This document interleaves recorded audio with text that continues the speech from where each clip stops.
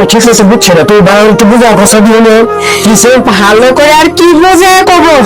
আচ্ছা সরাসরি তাহলে বলে ফেলি, যেহেতু মানুষজনের সাথে ডাকা হয়নি, বেচারের ইঞ্জিন ছোট, ওই ইঞ্জিনে কি আমার পোষায়? আমার কি হয়?